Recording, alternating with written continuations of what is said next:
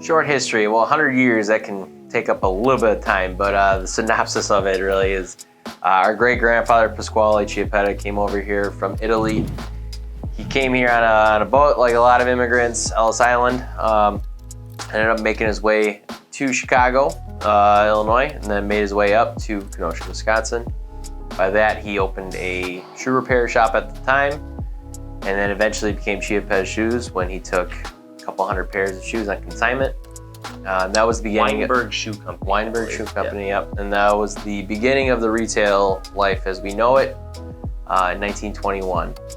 From there, he worked the store with his son, Sammy, and then our grandfather came into the business with his brother, our great uncle Charlie, who's still around, 99 years old, God bless him.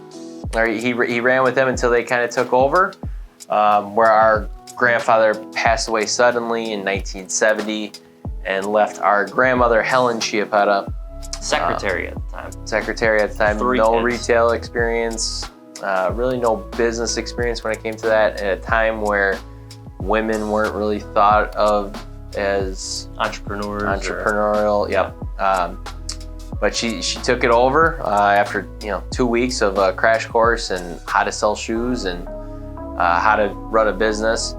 She ran it successfully until my father joined her after college.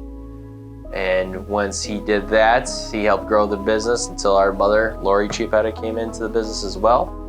Mid-90s or so.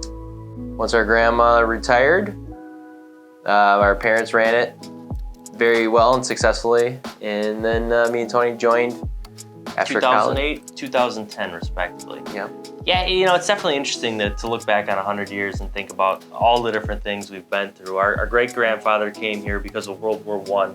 Italy had consignment at the time. He came here with his brother, Carmen. Our grandfather, Frederick Orlando Chiappetta, he fought in World War II in the Pacific Theater. His brother was in the European Theater. Thinking back on those times, so all the different things that people went through. It really is crazy to think that our single business has survived that long throughout all those different things. Once my great-grandfather fell ill, our grandfather, Fred, came back from World War II. He had a early release, and he took over the business. Our great-uncle, Charlie, had the clothing store, and luckily, he ran it from the 1950s and was instrumental in helping our grandmother, Helen, kind of just start up retail fresh, and that was in the 70s.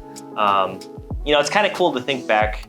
A lot of our history is the story of brothers. And, our great-grandfather came here with his brother.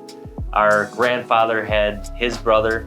We're here, and it's kind of cool to think about. And I got two boys, and maybe they'll carry it on too, so yeah, it's kind of cool.